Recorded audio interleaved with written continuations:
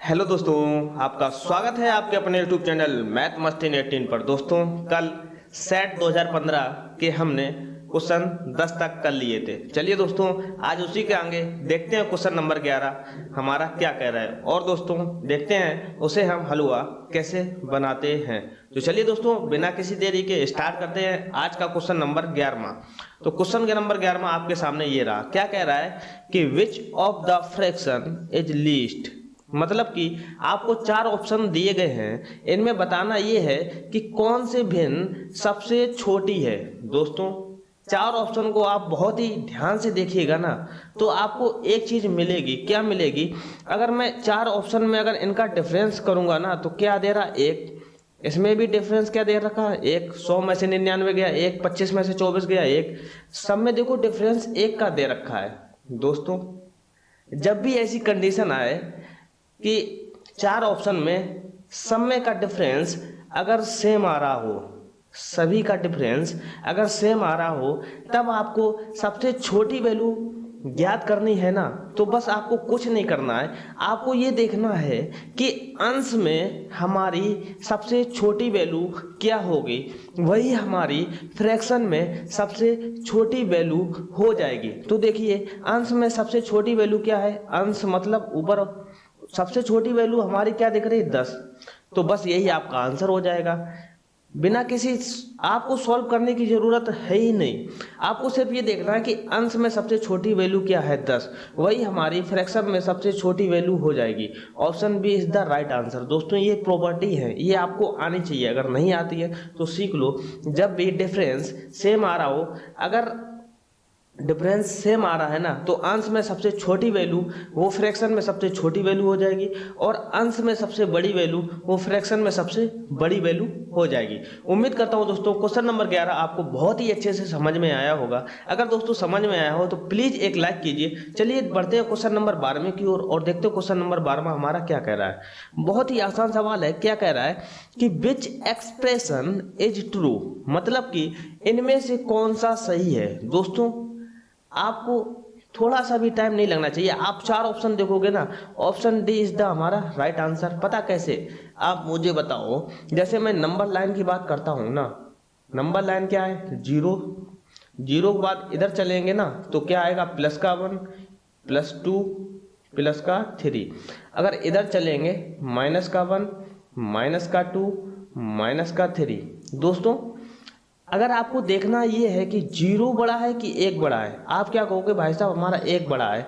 अगर हम कहें 0 बड़ा है कि 2 बड़ा है, आप क्या कहोगे, 2 बड़ा है। आपको इस डायरेक्शन में चलना है। जब भी बड़ा वैल्यू निकालनी है ना, तो आपको इस डायरेक्शन में चलना है। लेकिन आप ध्यान से देखना, आप मुझे बताओ -2 बड़ा है कि -1 बड़ा है, आप क्या कहोगे, -2 बड़ा है। लेकिन ऐसा नहीं है दोस्तों, मैंने क्या बोला, आपको इस डायरेक्शन में चलना है, तब आपको बड़ा मिल जाएगा। आप मुझे बताओ, इस डायरेक्शन में चलने के लिए आप मुझे बताओ, -2 से इस डायरेक्शन में चलेंगे तो क्या आएगा, -1। इसका मतलब ये हुआ कि -2 जो है ना, वो -1 से छोटा है, -1 सबसे बड़ा होगा। हमेशा इस डायरेक्शन में चलना, आपको चीजें आसान हो जाएंगी। देखो, -3 बड़ा है कि -2 बड़ा है, आपको इस डायरेक्शन में चलना है। तो -3 से बड़ा क्या होता है, -2। ऐसे 0 से बड़ा क्या होता है, 1 1 से बड़ा क्या होता है, 2। ऐसे -2 से बड़ा क्या होता है, -1 -1 से बड़ा क्या होता है, 0। हमेशा इस डायरेक्शन में चलना है। आप मुझे बताओ, -16 और -15 लिखा है, आप मुझे बताओ जब चलोगे ना तो क्या आएगा, -15, इधर क्या आएगा, 0 मान लो। ऐसे चलते चलते जाओगे, -15, फिर क्या आएगा, -16। आप मुझे बताओ कौन बड़ा होगा। मैंने क्या बड़ा देखना है तो इस डायरेक्शन में चलो, तो -16 से बड़ा क्या होगा, -15। यहाँ देखो -16 बड़ा दिखा रहा है, ग्रेटर देन किसकी तरफ है, -16 बड़ा दिखा रहा है, तो ऑप्शन ए नहीं हो सकता। इसी प्रकार से यहाँ देखो -20 बड़ा दिखा रहा है, -20 किधर आएगा, ऐसे चलते चले जाओगे ना, -20 आएगा। आप मुझे बताओ -20 बड़ा है कि -16 बड़ा है। हमेशा इस डायरेक्शन में चलोगे तो -16 बड़ा होगा। यहाँ देखो -20 बड़ा दिखा रहा है, ये भी गलत हो जाएगा। ये देखो 1 बड़ा है कि -16 ये आ गया। अब 0 के बाद क्या आता है, हमारा 1 आता है। मैंने क्या बोला, इस डायरेक्शन में चलना है, इस डायरेक्शन में चलना हुए तो बड़ा मिलता चलेगा। इसका मतलब ये हुआ -16 से बड़ा क्या होगा, हमारा 1। लेकिन यहाँ -16 बड़ा दिखा रहा है, ऑप्शन सी गलत हो जाएगा। ये देखो -16 और -3, यहाँ से -16 से चलते चले जाओगे तो यहाँ क्या मिलेगा, कहीं -3 मिलेगा, -3 बड़ा होगा, वही दिखा रहा है, ग्रेटर देन किधर है, है -3 की तरफ। Option D is the right answer. उम्मीद करता हूँ दोस्तों ये कॉन्सेप्ट आपको समझ में आया होगा। दोस्तों जब भी इस तरीके के सवाल आएंगे ना तो अब आप चुटकियों में उड़ा देना बिना किसी कंफ्यूजन के। दोस्तों उम्मीद करता हूँ दोस्तों क्वेश्चन नंबर 12 बहुत ही अच्छे समझ में आया होगा। चलिए बढ़ते हैं क्वेश्चन नंबर 13 की ओर और देखते हैं क्वेश्चन नंबर 13 क्या कह रहा है।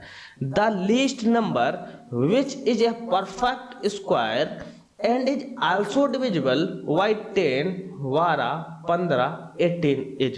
मतलब कि वह छोटी से छोटी कौन सी संख्या है जो पूर्ण वर्ग हो 10, 12, 15, 18 से भी विभाज्य हो।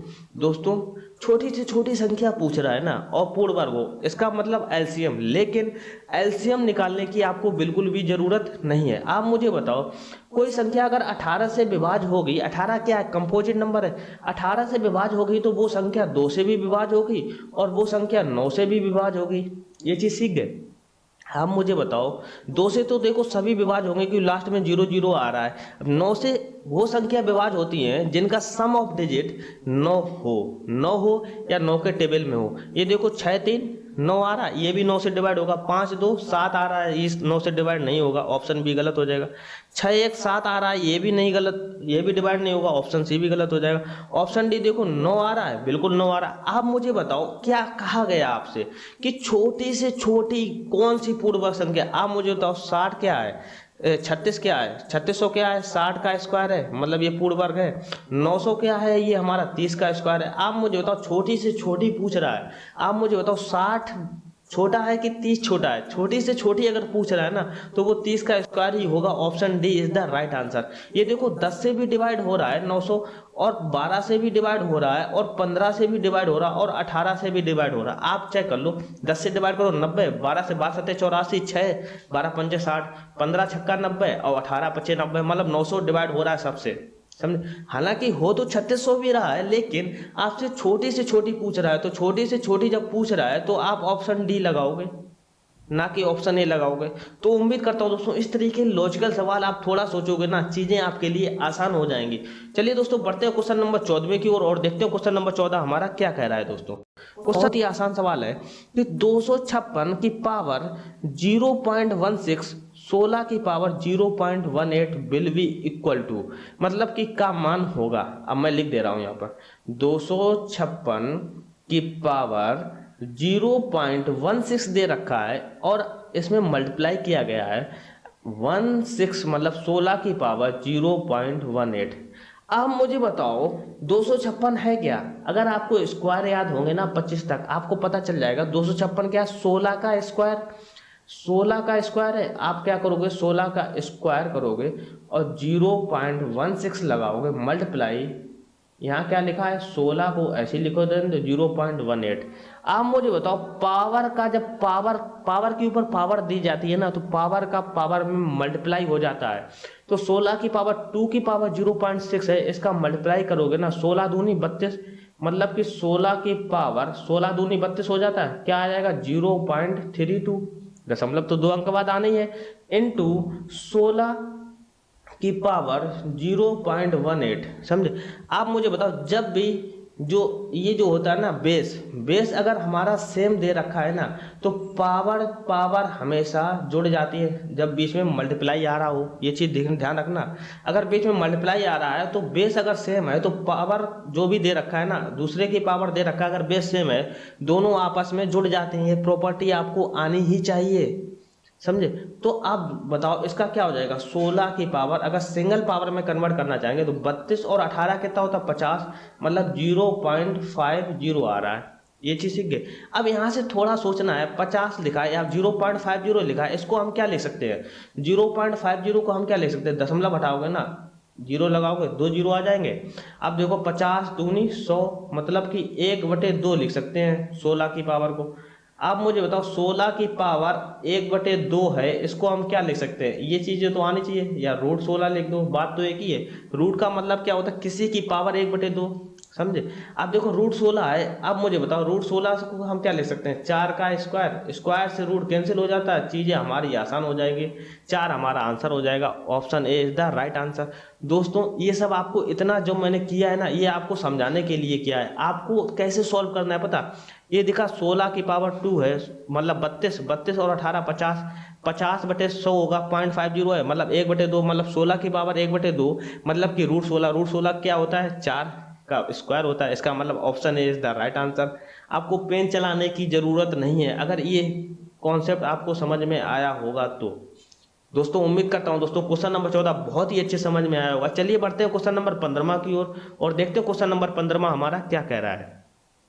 तो क्वेश्चन नंबर 15 क्या कह रहा है, बहुत ही आसान सवाल है। क्या कह रहा है कि 2 numbers are in the ratio of 3:4 and LCM is 84, which is the larger number of these 2 numbers. मतलब कि दो संख्याओं का अनुपात 3:4 है तथा इनका लघुत्तम समावर्तक 84 है, इनमें से बड़ी संख्या कौन सी है। दोस्तों बहुत ही आसान सवाल है। आप मुझे बताओ, दो संख्या दे रखी 3:4। आप मुझे बताओ जब हम अनुपात को हटाते हैं तो कोई एक कांस्टेंट टर्म आता है, मतलब कि पहली संख्या मान लो कांस्टेंट टर्म क्या आएगा 3 के, कांस्टेंट टर्म मान लो के ले लो, और दूसरी संख्या क्या आएगी 4 के। आप मुझे बताओ इनका एलसीएम क्या होगा। इनका एलसीएम देखो, पहले की बात करेंगे तो 3 × k लिखा है, दूसरा क्या लिखा 4 × k कॉमन है तो k एक बार आएगा। एलसीएम क्या होगा हमारा, अगर एलसीएम निकालेंगे तो क्या होगा 3 × 4 × k होगा। अब देखो 3 चौको 12, मतलब 12 के बराबर आपको एलसीएम दे रखा कितना 84, यहाँ से 84 दे रखा, कैसे वैल्यू आ जाएगी 12 7 84, k की वैल्यू क्या होगी 7। आप मुझे तो बड़ी संख्या निकाल लोगे ना, k की वैल्यू 7 आ गई तो इसमें रख दो। 3k और 4k में कौन सबसे बड़ा है, 4 बड़ा है, तो k की वैल्यू कितनी है 7, तो 4 × 7 कितना हो जाएगा 7 चौको 28, 28 हमारा राइट आंसर आ जाएगा। Option C is the right answer. दोस्तों ये सब आप लॉजिकली करना, जैसे कैसे लॉजिकली करना आप मुझे बताओ। इनका लघुत्तम समावर्तक 84 है, अगर आप ऑप्शन के थ्रू करना चाहोगे ना, बड़ी संख्या क्या होगी जो 4 के मल्टीप्लाई में होगी, 4 के मल्टीप्लाई में होगी बड़ी संख्या। देखो 4 21 से डिवाइड होगा नहीं, 24 से डिवाइड हो रहा है, बिल्कुल हो रहा है। देखो 4 छंग 24 होता है, 4 का गुणा 6 में करोगे तो 6 का गुणा इधर भी करोगे, 6×3 18, मतलब 18 और 24। अब देख लो ना 18 और 24 का एलसीएम क्या 84 आता है, देख लो 6×3 18, 6 चौको 24, 4×3 12, 12 छंग 72, 72 आ रहा है, इसका एलसीएम 84 नहीं आ रहा, ऑप्शन बी भी गलत हो जाएगा। अब 28 देखो 4 7 28 होता है तो 7×3 21 भी होगा, 21, 28, 21 और 28 का जब आप एलसीएम निकालोगे ना तो आपको कितना मिलेगा 84 मिलेगा। देखो 7 से काटो, 7×3 21, 7 चौको 28, अब 4×3 आएगा, 4×3 12 7 84, मतलब एलसीएम 84 आ रहा है। आप ऑप्शन के साथ भी खेल सकते हो दोस्तों। उम्मीद करता हूँ दोस्तों क्वेश्चन नंबर 15 बहुत ही अच्छे समझ में आया होगा। चलिए बढ़ते हैं क्वेश्चन नंबर 16 की ओर और देखते हैं क्वेश्चन नंबर 16 हमारा क्या कहता है। बहुत ही आसान सवाल है कि what is the LCM of 1/3, 2/9, 5/6, 4/27। दोस्तों जैसे ही मैंने देखा ना तो दो ऑप्शन बिल्कुल गलत हो गए। अगर नन ऑफ दिस ना दिया जाता ना दोस्तों तो मैं 3 ऑप्शन गलत कर सकता था तुरंत। आप मुझे बताओ जब भी फ्रैक्शन में एलसीएम निकालना होता ना, कोई भी फ्रैक्शन मान लो p/q में निकालना होता है, जिसका मुझे एलसीएम निकालना है, एलसीएम अगर फ्रैक्शन का निकालना है तो आपको क्या करना होता है कि ऊपर वाले जो अंश होते हैं ना, अंश का एलसीएम मतलब p, और नीचे जो हर होता है उसका हमें क्या निकालना पड़ता है, एचसीएफ निकालना पड़ता है। एचसीएफ क्या हो जाएगा क्यू। ये चीजें आपको पता होगी। मैंने क्या बोला, एलसीएम निकालना है। एलसीएम निकालना है तो ऊपर का एलसीएम 1 2 5 और 4 का एलसीएम निकालना है, और नीचे का जो बच जाता है उसका हमें एचसीएफ निकालना है। 3 9 6 27। अब मुझे बताओ एचसीएफ अगर 3 9 6 27 का निकालोगे तो एचसीएफ कितना आएगा, नीचे कितना आएगा 3 ही आएगा, क्योंकि एचसीएफ देखो 3 ही कॉमन है, हाईएस्ट कॉमन फैक्टर 3 ही है, 3 के अलावा कोई कॉमन फैक्टर नहीं है हाईएस्ट हो, तो नीचे 3 आएगा। देखो यहाँ 27 आ रहा है, यहाँ 54 आ रहा है, तो 2 ऑप्शन गलत हो गए। अब यहाँ कोई ऑप्शन होता ऑप्शन डी में तो मैं देखता कि वहाँ 3 दे रखा है तो वो भी मैं गलत कर सकता था, लेकिन नन ऑफ दिस दे रखा है, इसका मतलब मुझे एलसीएम निकालने की जरूरत है। आप मुझे बताओ 2 5 और 4, 1 2 5 4, 1, 2, 5 और 4 का एलसीएम अगर निकालने की कहूँगा ना तो एलसीएम कितना आ जाएगा। बहुत ही आसान सवाल है। देखो 2 एकम 2, ये 5 ही रहेगा, 2 दूनी 4, ये 1 ही रहेगा। अब देखो 2 से काट दो, ये 1 1, ये 5 और ये 1 हो जाएगा। अब देखो 5 से काटोगे ना, सब में 1 मिल जाएगा, 5 एकम 5। एलसीएम हमारा कितना हो जाएगा, 2 दूनी 4 पंचे 20, 20 एलसीएम आएगा, मतलब ऊपर क्या हो जाएगा 20। आप एलसीएम डायरेक्ट कर सकते हो ऐसा। 20 अगर है ना, अगर एलसीएम अगर आपको 20 ऑप्शन में दे रखा है, देखो 20 क्या मुझे 4 से कट रहा है, 5 से कट रहा है, 2 से कट रहा है, अगर सबसे कट रहा है ना तो एलसीएम आपका 20 हो जाएगा। Option C is the right answer. नहीं तो आप निकाल भी सकते हो। एलसीएम हमारा क्या आएगा, 20 आएगा। तो हमारा एलसीएम ऑफ 1/3, 2/9, 5/6, 4/27 क्या आएगा, 20/3 आएगा। उम्मीद करता हूँ दोस्तों क्वेश्चन नंबर 16 बहुत ही अच्छे समझ में आया होगा। चलिए बढ़ते हैं क्वेश्चन नंबर 17 की ओर और देखते हैं क्वेश्चन नंबर 17 क्या कह रहा है। क्या कह रहा है कि 3 संख्याओं का औसत 7 है, average of 3 number is 7 and average of first 2 number is 4, what is the third number. पहली 2 संख्याओं का औसत 4 है, तीसरी संख्या क्या होगी। बहुत ही आसान सवाल है। आप मुझे बताओ 21 और 8 मतलब 13 होगी, पता कैसे। आप मुझे बताओ किसी भी संख्या का एवरेज निकालते हो ना तो क्या निकालते हो, total sum upon total number. ये हमारा एवरेज का फॉर्मूला हो जाता है। एवरेज आपको देखो कितना देगा, 3 संख्याओं का औसत जो है वो 7 दे रखा है। आप मुझे बताओ 3 संख्या मान लो a + b + c है, इनका एवरेज जो दे रखा है कितना दे रखा है 7। यहाँ से a + b + c बराबर कितना आ जाएगा, 21 हो जाएगा। अब क्या कह रहा है कि फर्स्ट 2 नंबर मतलब a और b का औसत दे रखा है। 2 संख्याओं का औसत a + b/2 होता है, अपान कितना इक्वल टू क्या दे रखा है, 4 दे रखा है एवरेज। तो a + b बराबर यहाँ कितना आ जाएगा 8। आप मुझे बताओ, आपसे पूछ कह रहा है तीसरा नंबर मतलब c पूछ रहा है। आप मुझे बताओ a + b + c बराबर 21, a + b बराबर 8 मतलब a + b बराबर क्या दे रखा है 8, 8 + c = 21। तो यहाँ से c बराबर क्या हो जाएगा, 21 - 8 क्या आ जाएगा हमारा 13 आंसर आ जाएगा। ये सब आप मेंटली कर पाओगे। कैसे मेंटली करना है, आपको देखना है कितनी संख्या दे रखी है, 3 संख्या दे रखी है, एवरेज 7 दे रखा है, तो इसका मतलब 3 × 7 कितना हो जाएगा 21। मेंटली करना। ये देखो 2 संख्या दे रखी है, 2 × 4 एवरेज के साथ गुणा करोगे ना तो हमको सब मिलता है, 2 चौको 8। आप देख लो ना ओरली 21 - 8 करोगे तो कितना आएगा 13, हमारा आंसर हो जाएगा। ये सब लिखने की भी जरूरत नहीं है, ये सब आपको समझाने के लिए है। उम्मीद करता हूँ दोस्तों क्वेश्चन नंबर 17 बहुत ही अच्छे समझ में आएगा। चलिए बढ़ते हैं क्वेश्चन नंबर 18 की ओर और देखते हैं क्वेश्चन नंबर 18 क्या कह रहा है।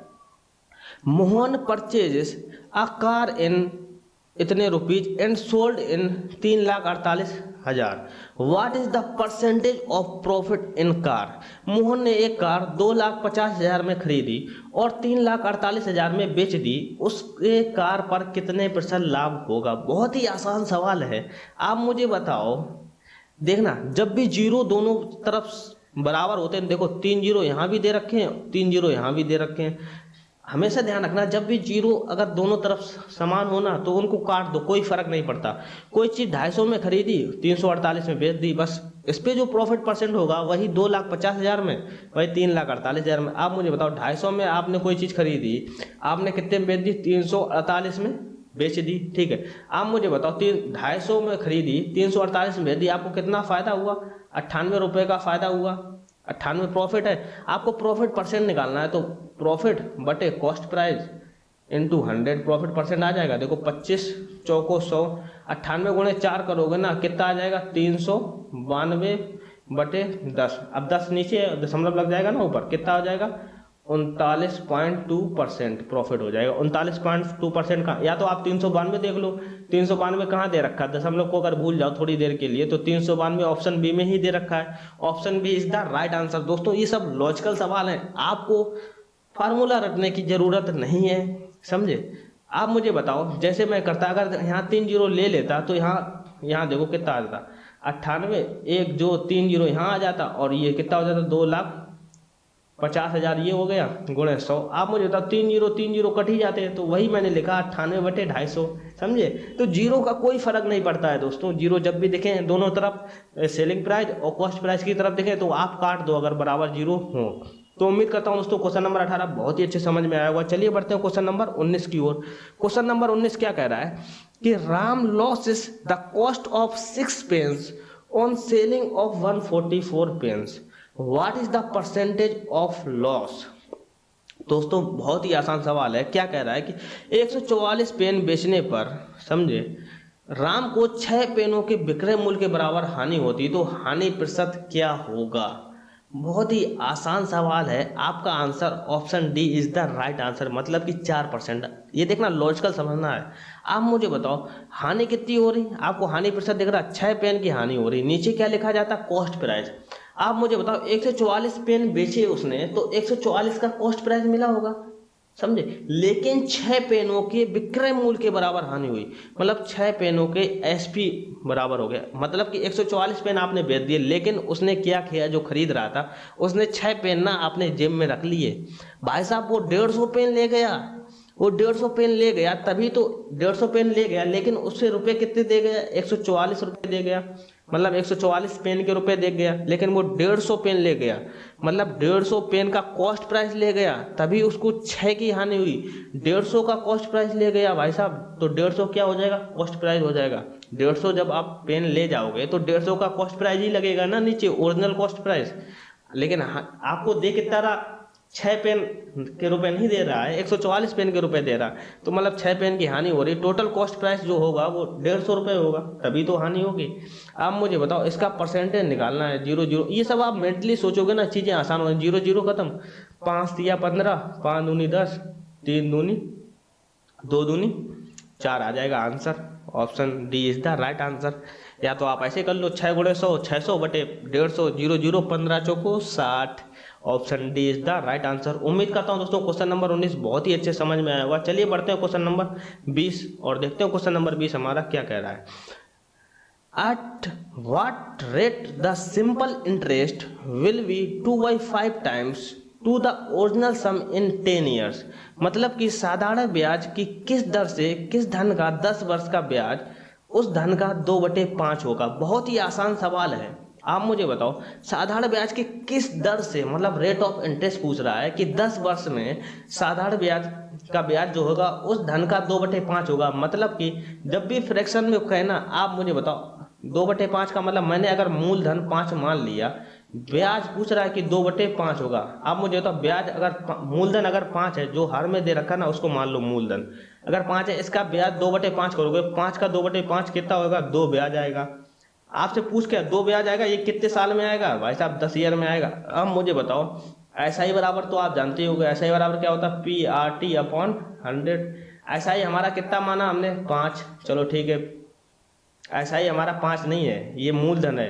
ब्याज हमारा SI क्या होता है, सिंपल इंटरेस्ट, मतलब ब्याज कितना है, 2। अब मुझे बताओ P मतलब 5 प्रिंसिपल, रेट ऑफ इंटरेस्ट आपको पता करना है, टाइम आपका कितना हुआ है 10 साल, और नीचे 100। अब मुझे बताओ 5 दूनी 10, 20 हुआ, 0 से 0 खत्म, 2 उधर जाएगा, 2 दूनी 4, मतलब रेट ऑफ इंटरेस्ट जो होगा वो 4% होगा।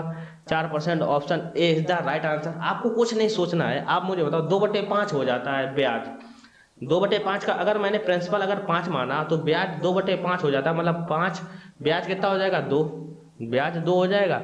अब प्रिंसिपल 5 है, टाइम 10 साल है, रेट अब पता करना है, अपॉन 100 हो जाता है, 0 से 0 खत्म, 5 दूनी 0 से 1 0 खत्म, 10 हुआ, 5 दूनी 10, 2 दूनी 4, मतलब रेट ऑफ इंटरेस्ट कितना हो जाएगा, 4 हो जाएगा। बहुत ही लॉजिकल सवाल है यार। अगर आप मेरे कॉन्सेप्ट पढ़े होते ना तो मैं ये फार्मूला भी नहीं लगाता, समझे। मैं डायरेक्ट बता सकता था कि 40% इंटरेस्ट ही क्या होता है। आप मुझे बताओ 10 वर्ष ये है, अगर मैं 4% करूंगा ना तो 10 गुणे 4 कितना होता है, 40%। 40% क्या होता है, 2/5 ही होता है, जो ही कह रहा है कि 2/5 हो जाएगा, समझे। तो ये सब मैं बताता कि आप ये सब ऐसे क्यों कर सकते हो, ये सब बताने के लिए आपको मुझसे कॉन्सेप्ट पढ़ना होगा। तो उम्मीद कर, लेकिन अभी समय नहीं है, अभी आप सिर्फ प्रीवियस ईयर क्वेश्चन पर फोकस कीजिए और मेरे द्वारा कराए गए कॉन्सेप्ट पर ध्यान दीजिए। तो चलिए दोस्तों बढ़ते हैं क्वेश्चन नंबर 21 की ओर और देखते हैं क्वेश्चन नंबर 21 क्या कह रहा है। In how many years interest of 3000 will be 1080 at the simple interest of 12%। मतलब कि कोई भी कितने वर्षों में 12% वार्षिक दर से 3000 का साधारण ब्याज 1080 होगा। आप मुझे बताओ 3000 रुपये का कितने वर्षों में, मतलब 12% इंटरेस्ट है। आप मुझे बताओ कितने वर्षों में साधारण ब्याज होगा वो 1080 होगा। आप मुझे बताओ 12% अगर पर साल में लगा ऑप्शन लगाता हूँ, अगर मैं ऑप्शन ए पकड़ता हूँ तो 3 ईयर है, मतलब 12% एक साल में, तो 3 साल में 36% इंटरेस्ट। आप देखो कि 3,000 का अगर 36% निकाल रहे हो, क्या 1,080 आ रहा है? 36% परसेंट से हटाओगे 100 नीचे आएगा, 2 जीरो खत्म, 36 × 30 कितना हो जाता है? 1,080 आ रहा है, मतलब ब्याज हमारा 1,080 आ रहा है। इसका मतलब हमें 3 साल लगेंगे जब हमारा ब्याज 1,080 होगा। दोस्तों लॉजिकल सवाल है, ये सवाल आपको बहुत ही लॉजिकल वे में आने चाहिए, फार्मूला लगाने की ज़रूरत नहीं है। दोस्तों अगर आपको ये सेशन पसंद आया हो तो प्लीज़ लाइक कीजिए और शेयर जरूर कर देना अपने दोस्तों के साथ। अगर आप चैनल पर नए हो तो प्लीज़ सब्सक्राइब कर देना दोस्तों। और कुछ क्वेश्चंस रह गए हैं पेडागोगी के, वो मैं लास्ट में आपको सॉल्व कराऊंगा। दोस्तों सारे पेडागोगी क्वेश्चंस एक बार में सॉल्व करा दूंगा, जिससे आपकी पेडागोगी भी मजबूत हो जाएगी। तो उम्मीद करता हूं दोस्तों ये सेशन आपको पसंद आया हो तो प्लीज़ लाइक कीजिए। चलिए दोस्तों इसी के साथ विदा लेते हैं। जय हिंद दोस्तों।